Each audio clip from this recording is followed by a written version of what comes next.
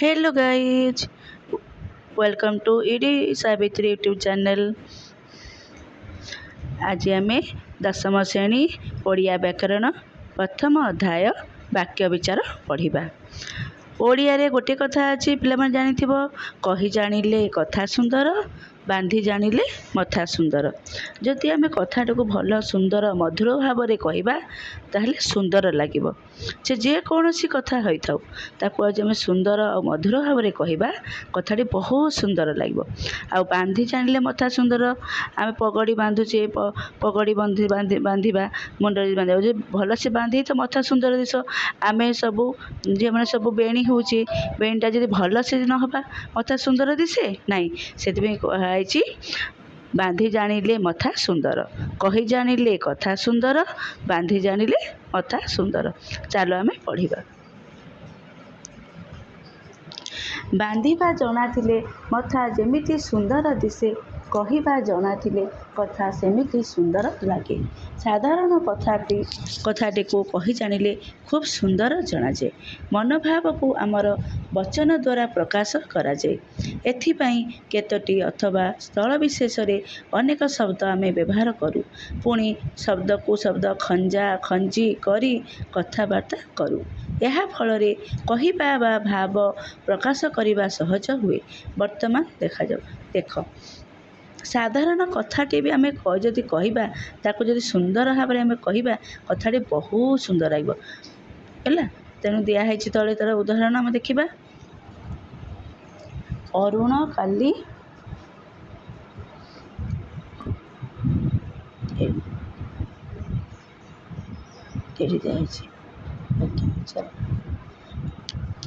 अरुण काली वक्तव्यटी संपूर्ण नुहे अध्याय रहीगला। खरे देखी गछरे चढ़ी वक्तव्यटी संपूर्ण नुहे वाक्यटी संपूर्ण नुहे। गरी दिखाई आंब तोली यही वक्तव्यटी संपूर्ण नुहे।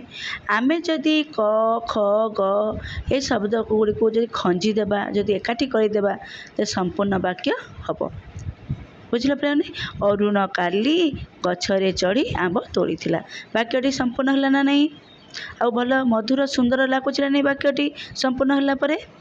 ओके चलो वक्तव्य और संपूर्ण यार मनर भाव को पूर्ण रूपे प्रकाश करुच्ची यह वाक्य कहुए। आम मनर भाव को पूर्ण भाव प्रकाश करागले वाक्य कहुए। आम मनर भाव को जो पूर्ण रूपे प्रकाश करे ताको वाक्य कहुए। यही वाक्य अरुण काली गछरे चढ़ी आंब तोली यही पद गुड़ा वाक्यर गोटी गोटी गोटी गोटी एकाठी एकक एकाठी मिशिंट तापर वाक्यटी होइछि। तेणु अरुण काली इत्यादि गोटे गोटे कौन गोटे गोटे पद बा शब्द गोटे वाक्यर गोटे गोटे अंश है। चल देखिए प्रश्न तू खाइचु तू खाइचु केमती लिखाई देख आ तू खाइचु केमती लिखाई दुईटा गोटे गोटे पद दुईटार उत्तर हूँ हाँ। तू खाइचु माने हाँ तू खाइचु माने हाँ यहाँ गोटे पद आ गोटे एनसार भी होची। देख तू खाइचु केमती लिखाई देख तू खाइचु केमती लिखाई देख सेटा खाइल अनुसार भी उत्तर भी हाँ आसो सेटा भी उत्तर हाँ आसो गोटे पद से कहुई एक बा एकाधिक पद मिलित होई मनर भाव को संपूर्ण रूपे प्रकाश कले वाक्य हुए। देख गोटे शुद्ध वाक्य कौन कौन थाए पिला माने जानिच योग्यता आसक्ति आकांक्षा रही है। गोटे शुद्ध या सार्थक वाक्य भी कहुए। गोटे शुद्ध वाक्य योग्यता थाए आसक्ति थाए और आकांक्षा रही है या सार्थक वाक्य भी कहुए। योग्यता देख बालकटी उड़ुअछि बालकटी उड़ी पारे ना यार योग्यता नहीं। बालकटी के उड़ी पार पक्षी सीना उड़ी पारे छेड़ी गीत गाँची आम मनीष मनुष्य गीत गाई पार छेड़ी कौन गीत गाई पार नाई तार योग्य नुहे। से गछटी पानी रे जलीगला गछटी के पानी रे जले पानी गछ को जली पारे जारी पारे नहीं तार योग्यता नहीं। एमानकर कहार योग्यता नहीं। तेणु ତେଣୁ ଉଦାହୃତ ବାକ୍ୟ ଗୁଡ଼ିକ ନିମ୍ନ କ୍ରମରେ ପଢ଼ିବାକୁ ହେବ। କ ନମ୍ବର ଦେଖ, ବାଳକଟି ଦୌଡ଼ୁଅଛି। ବାଳକଟି ଦୌଡ଼ୁଅଛି। ବାଳକର ଦୌଡ଼ୁଅଛି, ବାଳକ ତ ଦୌଡ଼ି ପାରେ, ଏହାର ଯୋଗ୍ୟତା ଅଛି। ଖ, ସବିତା ଗୀତ ଗାଉଅଛି। ସବିତା ଗୀତ ଗାଇପାରେ। ସବିତା, ଗୀତା, ମିତା, ସୀତା ସମସ୍ତେ ଗୀତ ଗାଇପାରିବେ। ତମେମାନେ ବି ଗୀତ ଗାଇପାରିବ। ଏମାନଙ୍କର ଯୋଗ୍ୟତା ଥାଏ, ତମମାନଙ୍କର ବି ଯୋଗ୍ୟତା ଅଛି। ଗଛଟି ନିଆଁରେ ପୋଡ଼ିଗଲା। ଗଛଟି ନିଆଁରେ ପୋଡ଼ିଗଲା, ତାର ଯୋଗ୍ୟତା ଅଛି। ଗଛଟି କେବେ ପାଣିରେ ପୋଡ଼ିପାରିବ ନାହିଁ। ଏମାନଙ୍କର ଯୋଗ୍ୟତା ଅଛି। ଯେଉଁ ଆମେ ପୂର୍ବରୁ ଯେଉଁ ବାକ୍ୟ ଗୁଡ଼ିକ ଦେଖିଥିଲେ ସେମାନଙ୍କର ଯୋଗ୍ୟତା ନାହିଁ। ଦେଖ, ବାକ୍ୟରେ ବ୍ୟବହାର କରାଯାଇଥିବା ପଦଗୁଡ଼ିକର ପାରସ୍ପରିକ ସମ୍ବନ୍ଧକୁ ଯୋଗ୍ୟତା କୁହାଯାଏ। ବାକ୍ୟରେ ବ୍ୟବହାର କରାଯାଇଥିବା ପଦଗୁଡ଼ିକର ପରସ୍ପର ସମ୍ବନ୍ଧକୁ କ'ଣ କୁହାଯାଏ? ଯୋଗ୍ୟତା କୁହାଯାଏ। ଏବେ ଆମେ ଆକାଂକ୍ଷା ପଢ଼ିବା। ଆକାଂକ୍ଷା ମାନେ ଅପେକ୍ଷା କରିବା, ହେଲା।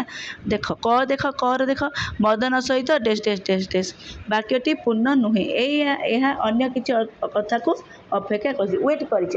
ଅନ୍ୟ ପଦ ଯୋଡ଼ି ହେବ ତା ସାଙ୍ଗରେ। ଯୋଡ଼ି ହେଲେ କ'ଣ ହେବ? ସମ୍ପୂର୍ଣ୍ଣ ହେବ। ତାକୁ ସେ କ'ଣ କରିଛି? ଅପେକ୍ଷା କରିଛି। ଖ ନମ୍ବର, ରବିବାର ଦିନ ଚପଳା। ବାକ୍ୟ ରବିବାର ଦିନ ଚପଳା ଡେସ୍ ଡେସ୍ ଡେସ୍। ବାକ୍ୟ ଅନ୍ୟ କିଛି ପଦକୁ ଅପେକ୍ଷା କରୁଛି। ତେଣୁ ପୂର୍ଣ୍ଣ ନୁହେଁ। ଏ ବାକ୍ୟଟି ପୂର୍ଣ୍ଣ, ଏହାର ଆକାଂକ୍ଷା ଅଛି। କ'ଣ ପାଇଁ? ଏମାନେ ଆଉ ଗୋଟିଏ ପଦକୁ ବା ଆଉ ଗୋଟିଏ ବାକ୍ୟକୁ ଆଉ ଗୋଟିଏ ପଦକୁ କ'ଣ କରିଛନ୍ତି? ଅପେକ୍ଷା କରିଛନ୍ତି। ସେହି ପଦଟା ଜଡ଼ିତ ହେଲେ ବାକ୍ୟଟି ସମ୍ପୂର୍ଣ୍ଣ ହେବ। ଅପେକ୍ଷା କରିବା ଅର୍ଥ ହେଉଛି ଆକାଂକ୍ଷା ଅଛି। ନିମ୍ନ କ୍ରମରେ ବାକ୍ୟ ଦୁଇଟିର ପୂର୍ଣ୍ଣତା ଅଣାଯାଇପାରେ। ଯଥା, ଦେଖ, ଏମାନେ ଅପେକ୍ଷା କରୁଛନ୍ତି, ଏ ଆକାଂକ୍ଷା ଅଛି। ଏଇଟା ଦେଖ, ମଦନ ସହିତ ତାଙ୍କ ବାପା ଆସିବେ। ଏଇଟା ଆକାଂକ୍ଷା ନାହିଁ। ବାକ୍ୟଟି ସମ୍ପୂର୍ଣ୍ଣ ରୂପେ କି ଆଜି ବାକ୍ୟଟା ପୁରା ସମ୍ପୂର୍ଣ୍ଣ ହୋଇଯାଇଛି, ହେଲା। ଖ ଦେଖ, ରବିବାର ଦିନ ଚପଳା ଭୁବନେଶ୍ୱର ଯିବ। ଏଇଟା ବାକ୍ୟଟି ସମ୍ପୂର୍ଣ୍ଣ ହୋଇଯାଇଛି।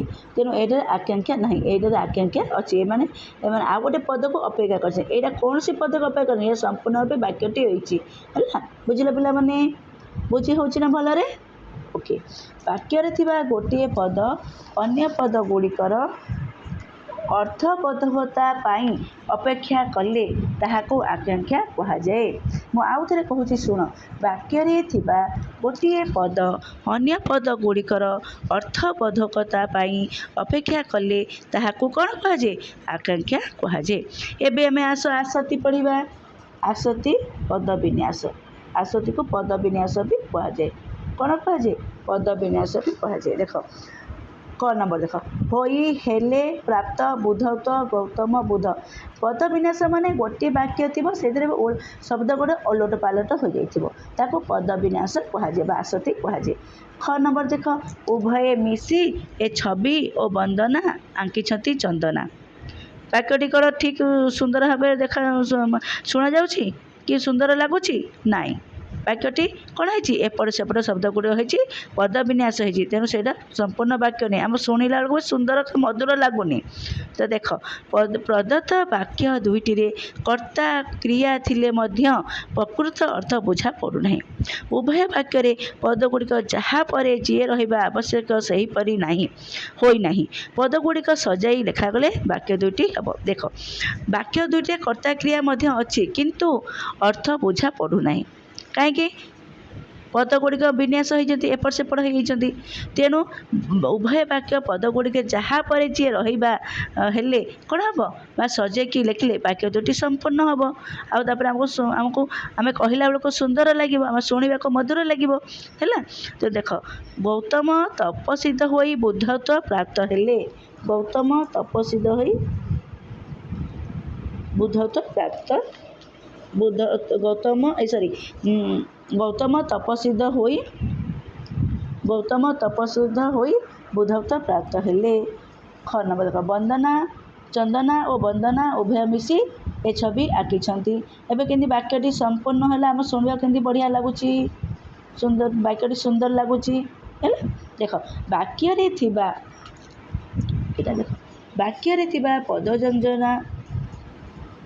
ପଦ ଯୋଜନା ବା ସୌନ୍ଦର୍ଯ୍ୟ ହେଉଛି ଆସତି। आसती क्या कहुए कहले लिखब वाक्य थिबा पद योजना बा संदेश होची आसक्ति।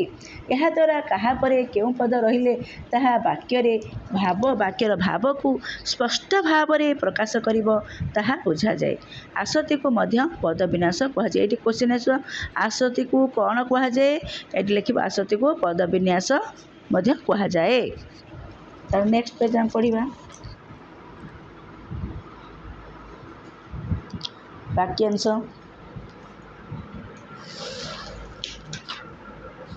वाक्यांश खंड वाक्य तुम जान वाक्यांश को इंग्राजी कौन कहुए फ्रेज कहुए आ खंड वाक्य को क्लज कहुए।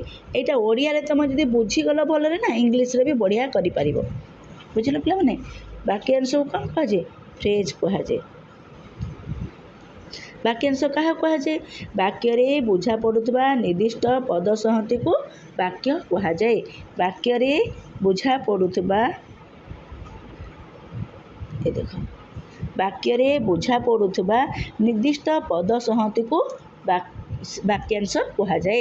आउ थे कहूँ शुण वाक्यर बुझा पड़ुवा निर्दिष्ट पद संहति को वाक्यांश कहुए है। कौन नंबर देख ये हरिहर कथा शुणी माँ डेस डेस डेस। ख नंबर देख घंटा बाजिला अथच पिला माने ये वाक्य दुईटा संपूर्ण संपूर्ण अच्छी किंतु संपूर्ण खंड वाक्यांश पूरा नहीं किंतु ये वाक्यांश गोटे गोटे अंश अच्छे आ गोटे अंश को अपेक्षा करिछि है। तो देख उदाहृत वाक्य संपूर्ण नुहति संपूर्ण अच्छी नाई किंतु एगुड़िक संपूर्ण करने अन्य केतोटी पदर आवश्यकता अच्छी।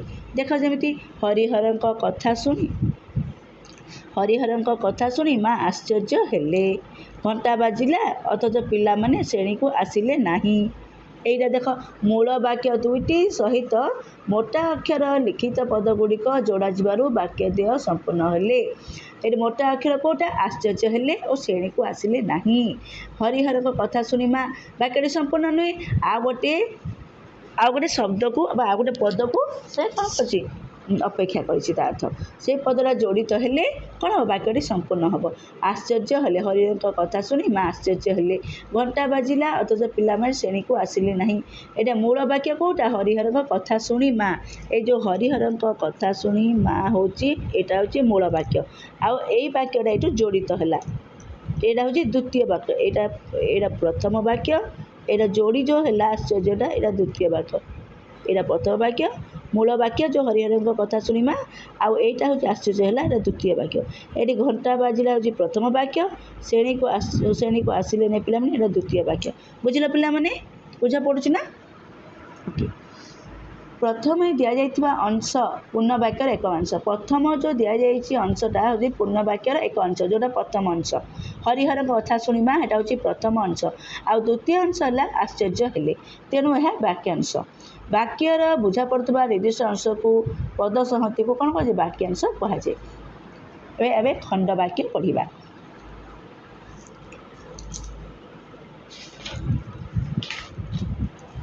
खंड वाक्य पढ़ा देख वाक्य समापिका क्रियायुक्त अंश को खंड वाक्य कहुए। एक खंड वाक्य हूँ क्लज एक कौन कहते क्लज कहती है। वाक्य समापिका क्रियायुक्त अंश को कौन कहुए युक्त अंश को खंड वाक्य कहुए। एक खंड वाक्य कौन कहते समापिका क्रिया थी एक कौन थी समापिका क्रिया थी आउ दुईटे किछि किछि अर्थ प्रकाश किंतु संपूर्ण नुहे किछि अर्थ गोटे वाक्य थी किछि अर्थ प्रकाश करुव किंतु वाक्यटी संपूर्ण नुहे। मु आउ थे कहूँ शुण यही वाक्य समापिका क्रियायुक्त अंश को कौन कहुए खंड वाक्य कहुए। आउ ये कौन कौन थाए समापिका खंड वाक्य समापिका क्रिया थी समापिका क्रिया थी किंतु दुईरे किछि किछि अर्थ प्रकाश करुथिबो किंतु संपूर्ण नुहे वाक्यटी संपूर्ण नुहे किछि किछि अर्थ प्रकाश करुथिबो किंतु वाक्यटी संपूर्ण नुहे। उदाहरण देख मु जेतेबेले तांको घरे पहुँचली डेस डेस डेस मु जेतेबेले तांको घरे पहुँचली डेस कौन करुथली मु जेतेबेले तांको घरे पहुँचली से चित्रटी आंकुथिला वाक्यटी संपूर्ण है ना नहीं किंतु मु जेतेबेले तांको घरे पहुँचली जेतेबेले एटी होची समापिका क्रिया हो गला बा पहुँचली है। देख मु जेबे बापा को कहली ମୁଁ ଯେବେ ବାପାଙ୍କୁ କହିଲି, କହିଲି ହେଉଛି ସମାପିକା କ୍ରିୟା, କହିଲି ହେଉଛି ସମାପିକା। ମୁଁ ଯେବେ ବାପାଙ୍କୁ କହିଲି କିଛି ଅର୍ଥ ପ୍ରକାଶ, କିନ୍ତୁ ବାକ୍ୟଟି ସମ୍ପୂର୍ଣ୍ଣ ନୁହେଁ। ମୁଁ ଯେବେ ବାପାଙ୍କୁ କହିଲି କିଛି ଅର୍ଥ ପ୍ରକାଶ କରୁଛି, କିନ୍ତୁ ବାକ୍ୟଟି ସମ୍ପୂର୍ଣ୍ଣ ନୁହେଁ। ମୁଁ ଯେବେ ବାପାଙ୍କୁ କହିଲି, କ'ଣ କହିଲି? ବାପା ମୋ ପାଇଁ ବହିଟେ ବଜାରରୁ ଆଣିଦେଲେ, ହେଲା। ବାପା କେବେ ଆଶା କରିନଥିଲେ, ବାପା କେବେ ଆଶା କରିନଥିଲେ, ଆଶା ହେଉଛି ଏଠି କ୍ରିୟା ହେଇଗଲା, ହେଲା। କରିନଥିଲେ କ'ଣ? ରାମ କ୍ଲାସ୍ରେ ପ୍ରଥମ ହେବ, ରାମ କ୍ଲାସ୍ରେ ପ୍ରଥମ ହେବ। ବୁଝିଲ ପିଲାମାନେ? ଏଠି ଦେଖ ଏମିତି ଦିଆହେଇଛି, ଯେଉଁମାନେ ବୃଥାରେ ସମୟ କାଟନ୍ତି, କିଛି ଅର୍ଥ ପ୍ରକାଶ କରୁଛି, କିନ୍ତୁ ବାକ୍ୟଟି ସମ୍ପୂର୍ଣ୍ଣ ନୁହେଁ। କିଏ ପ୍ରଥମ ହେବ? ଖ ଦେଖ, କରେ ହେଇଛି ଯେଉଁମାନେ, ଯେଉଁମାନେ ହେଉଛି କର୍ତ୍ତା, କାଟନ୍ତି ହେଉଛି କ୍ରିୟାପଦ। ଯେଉଁଠି କ୍ୱେଶ୍ଚନ୍ ଆସେ, ମୁଁ ପ୍ରଶ୍ନ ଆସେ, ସେଇଟା ହେଉଛି କ୍ରିୟା। ବୁଝିଲ ପିଲାମାନେ? ସେଇଟା କ'ଣ? କ୍ରିୟା। କ୍ରିୟା କାହାକୁ କୁହାଯାଏ? କ୍ରିୟା ହେଉଛି କର୍ତ୍ତା ଯାହା କରେ, କ୍ରିୟା ହେଉଛି କ'ଣ? କର୍ତ୍ତା ଯାହା କରେ। ଯେମିତି ମୁଁ ଭାତ ଖାଉଛି, କିଏ ଖାଉଛି? ମୁଁ ଖାଉଛି। ଏଠି ପ୍ରଶ୍ନ ଆସିଲା କ'ଣ? ମୁଁ ହେଉଛି କର୍ତ୍ତା, ଖାଉଛି ହେଉଛି କ୍ରିୟା। ମୋ ବାପା ବଜାରରୁ ଡ୍ରେସ୍ ଆଣିଛନ୍ତି ବା ଆଣୁଛନ୍ତି, ଏଠି କ'ଣ ହେବ? ମୋ ହେଉଛି କ'ଣ? କର୍ତ୍ତା, ଆଣୁଛନ୍ତି ହେଉଛି କ୍ରିୟା। ମୁଁ ଜଣେ ଡାକ୍ତର, ମୁଁ ଜଣେ ଡାକ୍ତର, ମୁଁ ଜଣେ ଡାକ୍ତର ହେଲା, ମୁଁ ହେଉଛି କର୍ତ୍ତା ହେଇଗଲା। ଏଠି କ୍ରିୟା ତ ନାହିଁ, ଏଠି ଆମେ ଲଗେଇବା। ଆଇ ଆମ୍ ଏ ଡକ୍ଟର କହୁଛେ, ମୁଁ ଜଣେ ଡାକ୍ତର, ଆଇ ଆମ୍ ଏ ଡକ୍ଟର, ହେଲା। ଏମ୍ ଯେଉଁ ଅଛି, ଏଇଟା ହେଉଛି ଅଟେ ଆଉ ଅଛି ଅର୍ଥରେ ଲାଗେ, ଅଛି ଆଉ ଅଟେ ଅର୍ଥରେ ଲାଗେ। ସେଥିପାଇଁ ମୁଁ ଜଣେ ଡାକ୍ତର ଅଟେ, ଏଇଠି ଅଛି ଆଉ ଅଟେ ଲାଗିବ। କର୍ତ୍ତା ଯାହା କରୁଛି ସେଇଟା ହେଉଛି କ୍ରିୟା। ବୁଝିଲ? କର୍ତ୍ତା ଯାହା କରେ ସେଇଟା ହେଉଛି କ୍ରିୟା। କ୍ରିୟା କର୍ତ୍ତା ହେବ କ୍ରିୟାପଦ। ଦେଖ ଏଠି ଦୁଇଟି ବାକ୍ୟର କର୍ତ୍ତା ଓ କ୍ରିୟା ଥାଇ ମଧ୍ୟ ଏହା ମନୋଭାବ ସମ୍ପୂର୍ଣ୍ଣ ରୂପେ ପ୍ରକାଶ କରୁନାହିଁ, ତେଣୁ ଉଦାହୃତ ବାକ୍ୟ ଖଣ୍ଡକୁ ଖଣ୍ଡ ବାକ୍ୟ କୁହାଯିବ। ସମସ୍ତ ବାକ୍ୟର ସମାପିକା କ୍ରିୟାଯୁକ୍ତ ଅଂଶଟିକୁ ଖଣ୍ଡ ବାକ୍ୟ କୁହାଯାଏ। ପିଲାମାନେ ସମସ୍ତେ ଭଲରେ ବୁଝିପାରିଲ? ହଉ, ଚାଲ ଆମେ ପ୍ରଶ୍ନାବଳୀ କରିବା। ବାକ୍ୟ କାହାକୁ କୁହାଯାଏ? ବାକ୍ୟ କାହାକୁ କୁହାଯାଏ? ଦେଖ, ଏକ ବା ଏକାଧିକ ପଦ ମିଳିତ ହୋଇ ମନର ଭାବକୁ ସମ୍ପୂର୍ଣ୍ଣ ରୂପେ ପ୍ରକାଶ କଲେ ବାକ୍ୟ ହୁଏ। ଏକ ବା ଏକାଧିକ ପଦ ମିଳିତ ହୋଇ ମନର ଭାବକୁ ସମ୍ପୂର୍ଣ୍ଣ ରୂପେ ପ୍ରକାଶ କଲେ ବାକ୍ୟ ହୁଏ। ଏହାର ଉଦାହରଣ, ରାମ ଗୋଟିଏ ଭଲ ଫୁଟବଲ ଖେଳାଳି, ଅରୁଣ କାଲି ଗଛରେ ଚଢ଼ି ଆମ୍ବ ତୋଳିଥିଲା। 2 ନମ୍ବର ଦେଖ, ସାର୍ଥକ ବାକ୍ୟର କି କି ଲକ୍ଷଣ ଥାଏ? ଗୋଟିଏ ଉତ୍ତର କହୁଛି, ଗୋଟିଏ ବାକ୍ୟରେ ଯଦି ଯୋଗ୍ୟତା, ଆକାଂକ୍ଷା ଏବଂ ଆସକ୍ତି ଥାଏ, ତାହାକୁ ସାର୍ଥକ ବାକ୍ୟ କୁହାଯାଏ ବା ଶୁଦ୍ଧ ବାକ୍ୟ କୁହାଯାଏ। 3 ନମ୍ବର ଦେଖ, ବାକ୍ୟର ଯୋଗ୍ୟତା କହିଲେ କ'ଣ ବୁଝାଏ ପ୍ରକାଶ କର। ବାକ୍ୟରେ ବ୍ୟବହାର କରାଯାଇଥିବା ପଦଗୁଡ଼ିକର ପାରସ୍ପରିକ ସମ୍ବନ୍ଧକୁ ଯୋଗ୍ୟତା କୁହାଯାଏ। ବାକ୍ୟରେ ବ୍ୟବହାର କରାଯାଇଥିବା ପଦଗୁଡ଼ିକର ପାରସ୍ପରିକ ସମ୍ବନ୍ଧକୁ ଯୋଗ୍ୟତା କୁହାଯାଏ। 4 ନମ୍ବର ଦେଖ, ଆସକ୍ତି କ'ଣ ଉଦାହରଣ ସହ ଦର୍ଶାଅ। ଆସକ୍ତି ହେଉଛି ବାକ୍ୟରେ ଥିବା ପଦ ଯୋଜନା ବା ସୌନ୍ଦର୍ଯ୍ୟ ହେଉଛି ଆସକ୍ତି। ବାକ୍ୟରେ ଥିବା ପଦ ଯୋଜନା ବା ସୌନ୍ଦର୍ଯ୍ୟ ହେଉଛି ଆସକ୍ତି। ଉଦାହରଣ ଦେଖ, କ୍ରିକେଟ ଦାମ ଏବଂ ଖେଳୁଛନ୍ତି ରାମ, କ୍ରିକେଟ ଦାମ ଏବଂ ଖେଳୁଛନ୍ତି ରାମ, ଏଠି ବୁଝା ପଡ଼ୁଛି? ନାହିଁ। ଆସକ୍ତି କ'ଣ? ଏଇ ବାକ୍ୟରେ ପଦ ବିନ୍ୟାସ ହେଇଯାଇଛି, ପଦ ଗୁଡ଼ିକ ଏପଟ ସେପଟ ହେଇଛି। ମୁଁ ଠିକ୍ କରିକି କହୁଛି, ଦେଖ, ରାମ ଏବଂ ଦାମ କ୍ରିକେଟ ଖେଳୁଛନ୍ତି। ହୋଇ ହେଲେ ପ୍ରାପ୍ତ ବୁଧୌତ ଗୌତମ ତପସ୍ୱିଧ, ବାକ୍ୟଟି ବୁଝା ପଡ଼ୁଛି? ନା, କର୍ତ୍ତା କ୍ରିୟା ଅଛି କିନ୍ତୁ ବାକ୍ୟ ବୁଝା ପଡ଼ୁନି। ଗୌତମ ତପସ୍ୱିଧ ହୋଇ ବୁଧୌତ ପ୍ରାପ୍ତ ହେଲେ। ଏବେ ଆମେ ଆକାଂକ୍ଷା ଦେଖିବା। ଆକାଂକ୍ଷା କହିଲେ କ'ଣ ବୁଝ? ବାକ୍ୟରେ ଥିବା ଗୋଟିଏ ପଦ ଅନ୍ୟ ପଦଗୁଡ଼ିକର ଅର୍ଥବୋଧକତା ପାଇଁ ଅପେକ୍ଷା କଲେ ତାହାକୁ ଆକାଂକ୍ଷା କୁହାଯାଏ। ଏବେ 6 ନମ୍ବର ଦେଖ, ବାକ୍ୟାଂଶ କାହାକୁ କୁହାଯାଏ? କୁହାଯିବ, ଦୃଷ୍ଟାନ୍ତ ଦେଇ ବୁଝାଅ। ବାକ୍ୟାଂଶ କାହାକୁ କୁହାଯିବ ଦୃଷ୍ଟାନ୍ତ ଦେଇ ବୁଝାଅ। ବାକ୍ୟର ବୁଝା ପଡ଼ୁଥିବା ନିର୍ଦ୍ଦିଷ୍ଟ ଅଂଶକୁ ବା ନିର୍ଦ୍ଦିଷ୍ଟ କେତୋଟି ପଦ ସଂହତିକୁ ବାକ୍ୟାଂଶ କୁହାଯାଏ। ଉଦାହରଣ ମଦନ ସହିତ ଡେସ୍ ଡେସ୍ ଡେସ୍, ମୋ ବାପା ବହି ଡେସ୍ ଡେସ୍ ଡେସ୍। ହେଲା, ବୁଝିଲ ପିଲାମାନେ। 7 ନମ୍ବର ଖଣ୍ଡବାକ୍ୟ କାହାକୁ କୁହାଯାଏ? ସମସ୍ତ ବାକ୍ୟର ସମାପିକା କ୍ରିୟାଯୁକ୍ତ ଅଂଶଟିକୁ ଖଣ୍ଡବାକ୍ୟ କୁହାଯାଏ। ସମସ୍ତ ବାକ୍ୟର ସମାପିକା କ୍ରିୟାଯୁକ୍ତ ଅଂଶଟିକୁ ଖଣ୍ଡବାକ୍ୟ କୁହାଯାଏ। 8 ନମ୍ବର ଦେଖ, ବାକ୍ୟ ଖଣ୍ଡବାକ୍ୟ ମଧ୍ୟରେ ପାର୍ଥକ୍ୟ ଦର୍ଶାଅ। ଏଠି ଗୋଟିଏ ପଟ ସାଇଡ଼୍ ବାକ୍ୟ ଲେଖିବ, ଆଉ ଗୋଟିଏ ସାଇଡ଼୍ ମଝିରେ ଗାର ଦେଇକି ଆଉ ଗୋଟିଏ ସାଇଡ଼୍ ଖଣ୍ଡବାକ୍ୟ ଲେଖିବ। ପାର୍ଥକ୍ୟ ଗୋଟେ ପଟେ ବାକ୍ୟ, ଗୋଟେ ପଟେ ଖଣ୍ଡବାକ୍ୟ। ମୁଁ କହିଦେଉଛି ଦେଖ, ବାକ୍ୟରେ ବୁଝା ପଡ଼ୁଥିବା ନିର୍ଦ୍ଦିଷ୍ଟ ପଦ ସଂହତିକୁ ବାକ୍ୟ କୁହାଯାଏ। ଆଉ ଖଣ୍ଡବାକ୍ୟ, ବାକ୍ୟରେ ସମାପିକା କ୍ରିୟାଯୁକ୍ତ ଅଂଶକୁ ଖଣ୍ଡବାକ୍ୟ କୁହାଯାଏ। ଉଦାହରଣ ହେଲା, ମୁଁ ଯେତେବେଳେ ଭାତ ଖାଉଥିଲି ସେ କ୍ରିକେଟ୍ ଖେଳୁଥିଲା। ସରି ମୁଁ ବାକ୍ୟାଂଶ କହିଦେଲି, ଆଉ ଥରେ କହୁଛି ଶୁଣ। ବାକ୍ୟ ଓ ଖଣ୍ଡବାକ୍ୟ। ବାକ୍ୟ ହେଉଛି ମନର ଭାବକୁ ସମ୍ପୂର୍ଣ୍ଣ ରୂପେ ପ୍ରକାଶ କଲେ ବାକ୍ୟ ହୁଏ। ମନର ଭାବକୁ ସମ୍ପୂର୍ଣ୍ଣ ରୂପେ ପ୍ରକାଶ କଲେ ବାକ୍ୟ ହୁଏ। ଖଣ୍ଡବାକ୍ୟ ହେଉଛି ବାକ୍ୟରେ ସମାପିକା କ୍ରିୟାଯୁକ୍ତ ଅଂଶକୁ ଖଣ୍ଡବାକ୍ୟ କୁହାଯାଏ। ଏହା ଏକ ସାର୍ଥକ ବା ପୂର୍ଣ୍ଣ ଉକ୍ତି। କେଉଁଟା? ବାକ୍ୟ। ଏହା ଏକ ସାର୍ଥକ ବା ପୂର୍ଣ୍ଣ ଉକ୍ତି। ଉଦାହରଣ ଦେଖ ବାକ୍ୟର, ମୁଁ ଯେତେବେଳେ ଭାତ ଖାଉଥିଲି ସେ କ୍ରିକେଟ୍ ଖେଳୁଥିଲା। ଅକ୍ଷୟ ଗୋଟିଏ ଭଲ ଗୀତ ଗାଇଲେ। ଏଇଟା ବାକ୍ୟର ସବୁତକ ଉଦାହରଣ। ଏବେ ଖଣ୍ଡବାକ୍ୟର ଉଦାହରଣ ଦେଖ, ମୁଁ ଯେତେବେଳେ ଭାତ ଖାଉଥିଲି ଡେସ୍ ଡେସ୍ ଡେସ୍ ଡେସ୍, ମୁଁ ଯେବେ ବାପାଙ୍କୁ କହିଲି ଡେସ୍ ଡେସ୍ ଡେସ୍, ବାପା କେବେ ଆଶା କରିନଥିଲେ ଡେସ୍ ଡେସ୍ ଡେସ୍। କିଛି ଅର୍ଥ ପ୍ରକାଶ କରୁଛି କିନ୍ତୁ ସମ୍ପୂର୍ଣ୍ଣ ନୁହେଁ ବାକ୍ୟଟି। ବୁଝିପାରିଲ? ଏବେ 9 ନମ୍ବର ଦେଖିବା। 9 ନମ୍ବର ହେଉଛି ବାକ୍ୟ ପାଇଁ ଆକାଙ୍କ୍ଷାର ଆବଶ୍ୟକତା କିପରି ଅଛି ଉଦାହରଣ ସହ ବୁଝାଅ। ବାକ୍ୟରେ ଥିବା ଗୋଟିଏ ପଦ ଅନ୍ୟ ପଦଗୁଡ଼ିକର ଅର୍ଥବୋଧକତା ପାଇଁ ଅପେକ୍ଷା କଲେ ତାହାକୁ ଆକାଙ୍କ୍ଷା କୁହାଯାଏ। ଉଦାହରଣ, ରାମ ଗୋଟିଏ ଡେସ୍ ଡେସ୍ ଡେସ୍। ପୂର୍ଣ୍ଣବାକ୍ୟ ଦେଖ, ରାମ ଗୋଟିଏ ଭଲ ଫୁଟବଲ ଖେଳାଳି। ଆକାଙ୍କ୍ଷା ସାହାଯ୍ୟରେ ବାକ୍ୟଟି ପୂର୍ଣ୍ଣ ତଥା ଅର୍ଥବୋଧ ହୁଏ। ତେଣୁ ବାକ୍ୟରେ ଆକାଙ୍କ୍ଷାର ଆବଶ୍ୟକତା ରହିଛି। ମୁଁ ଆଉ ଥରେ ପଢ଼ୁଛି, ପିଲାମାନେ ଶୁଣ। ପୂର୍ଣ୍ଣବାକ୍ୟ, ରାମ ଗୋଟିଏ ଭଲ ଫୁଟବଲ ଖେଳାଳି। ଏ ଗଲା ଆକାଙ୍କ୍ଷା ସାହାଯ୍ୟରେ ବାକ୍ୟଟି ପୂର୍ଣ୍ଣ ତଥା ଅର୍ଥବୋଧ ହୁଏ। ତେଣୁ ବାକ୍ୟରେ ଆକାଙ୍କ୍ଷାର ଆବଶ୍ୟକତା ରହିଛି। ତୁମର ପ୍ରଶ୍ନାବଳୀ ବି ଶେଷ ହୋଇଗଲା। ଆଉ ଭଲ ଦେ ଏଇଟା ପଢ଼ିବ ଆଉ ମନେ ରଖିବ। ଆଉ ଯାହାକୁ ଯେଉଁଟା ଡାଉଟ୍ ଲାଗୁଛି କମେଣ୍ଟ ବକ୍ସରେ ମୋତେ ଜଣାଇବ, ମୁଁ ତାହା ସଲ୍ଭ କରିବି। Thank you.